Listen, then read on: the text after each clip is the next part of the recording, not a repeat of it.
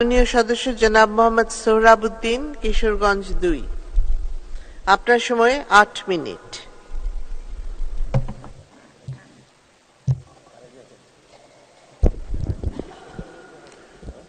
মাননীয় স্পিকার, আপনাকে অশেষ ধন্যবাদ।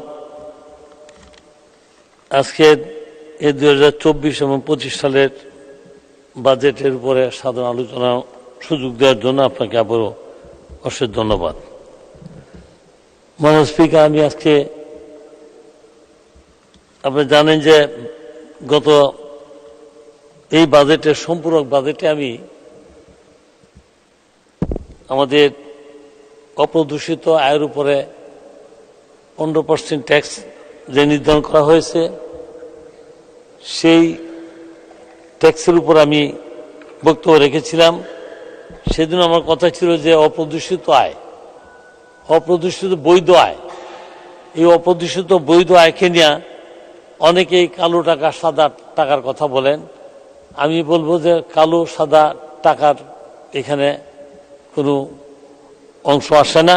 এখানে মূল অপ্রদূষিত আয়, বৈধ অপ্রদূষিত আয়ের উপরে 15% ট্যাক্স নির্ধারণ করা হয়েছে। এতে সরকারের যে উদ্দেশ্য, যে দেশের মানুষের যে অপ্রদূষিত আয় আছে, সেই অপ্রদূষিত আয়কে প্রদর্শনের সুযোগ দেওয়ার জন্য এই 15% হারে কেউ টাকা দিবে না, এবং এটার পরিমাণ খুবই কম হবে।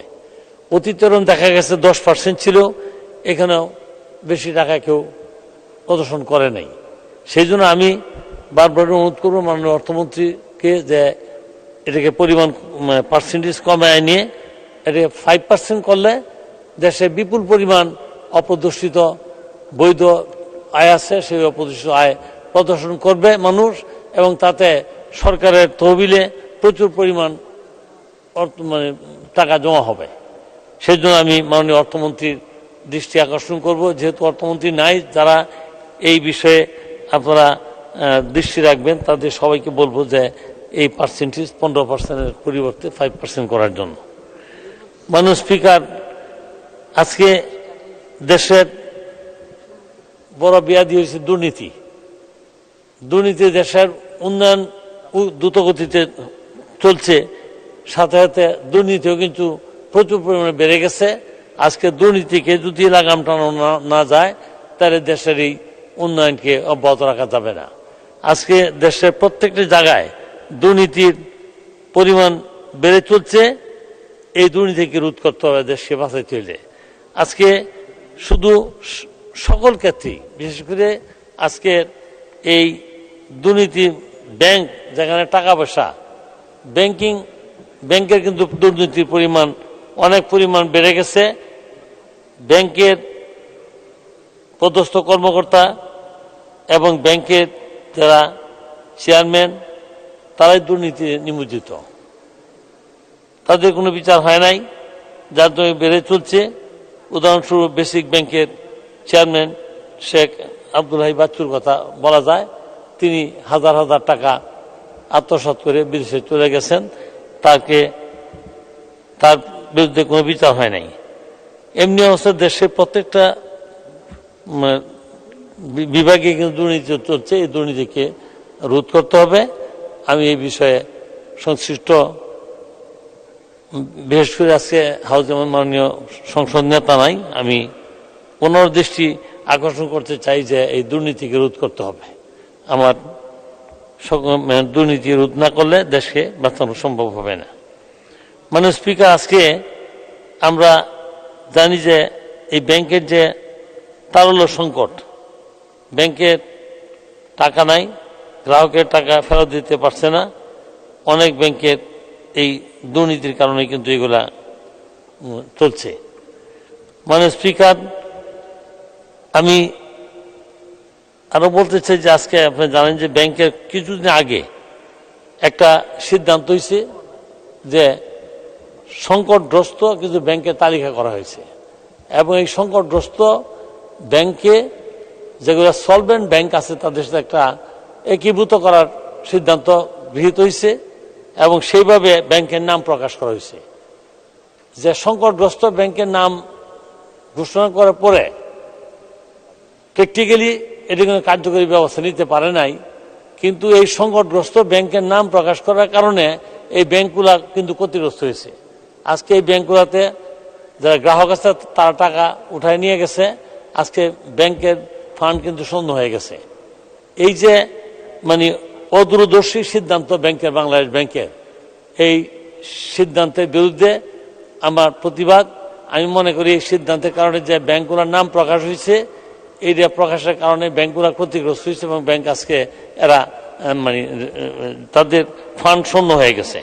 সুতরাং এই ব্যাপারে ব্যাংকে সতর্ক হওয়া উচিত, কিন্তু তারা অসতর্কতার বশত এইসব সিদ্ধান্তে নিয়ে গেছে। মাননীয় স্পিকার, আজকে দেশের অর্থনীতির যে দর্পণ হয়েছে দেশের পুঁজিবাজার, এই পুঁজিবাজার কিন্তু আজকে খুবই সংকটগ্রস্ত।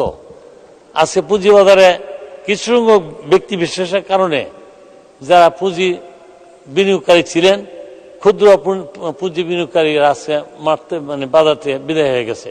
তারা কিন্তু আজকে বাজারে টিকতে পারে নাই। যারা কিছু ব্যক্তি এই পুঁজি বাজারকে নিয়ে তারা বিভিন্নভাবে প্রতারণার মাধ্যমে বিভিন্ন বাজারের মধ্যে তারা আসে এবং এখান থেকে হাজার হাজার কোটি টাকা লুটপাট করে তারা আজকে চলে গেছে, এই পুঁজিবাজারকে আজকে ধ্বংস করে দিচ্ছে। আজকে কারা ধ্বংস করছে এগুলো পরিচিত মুখ। আজকে তারাই কিন্তু বারবার এই পুঁজিবাজার আসে, প্রচুর টাকা নিয়ে আসে এবং কোটি কোটি টাকা এখান থেকে লুটপাট করে সাধারণ বিনিয়োগকারীদের টাকা নিয়ে তারা চলে যায়। সুতরাং আজকে এই পুঁজিবাজারকে নিয়ে ভাবতে হবে। দেশের পুঁজিবাজারকে যদি সঠিক রাখতে হয় তাহলে আজকে সবাইকে, সংশ্লিষ্ট ব্যক্তি যারা আছেন, আজকে এই পুঁজিবাজারকে নিয়ে ভাবতে হবে। অর্থমন্ত্রী মহোদয়ের দৃষ্টি আকর্ষণ করব যে এই পুঁজিবাজারকে তিনি নিয়ে চিন্তা করেন এবং পুঁজিবাজারকে বাঁচান এবং ক্ষুদ্র যারা বিনিয়োগকারী তাদেরকে রক্ষা করেন। স্পিকার, আজকে দেশের অর্থনীতির অবস্থাকে চালু রাখতে হলে এই ব্যাংক এবং পুঁজিবাজারকে আমাদের দৃষ্টি দিতে হবে।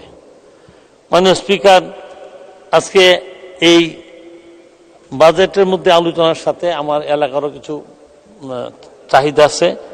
আমার এখানে বেশ কিছু, আমার ব্রহ্মপুত্র নদী আমার নির্বাচন এলাকার পাশে, সেই ব্রহ্মপুত্র নদীর উপরে একটি ব্রিজ অত্যন্ত জরুরি, যে ব্রিজটি আমাদের চরফরাদি ইউনিয়ন থেকে আমাদের গফরগাঁওয়ের সাথে একটা যোগাযোগ স্থাপনের জন্য একটা বড় ব্রিজের দরকার। কমপক্ষে 400-500 মিটার একটা ব্রিজের দরকার। সেই বিষয়ে আমার ডিউ লেটার দেওয়া আছে। দীর্ঘদিন যাবৎ আমরা এটা নিয়ে চেষ্টা করছি, কিন্তু এই ব্রিজটা হয় নাই। 2 মিনিট মাননীয় সদস্য। এই ব্রিজটা নির্মাণ হইলে আমাদের এলাকার যোগাযোগ ব্যবস্থা ভালো হবে এবং এই এলাকার মানুষের অনেক অর্থনৈতিক অবস্থা পরিবর্তন হবে।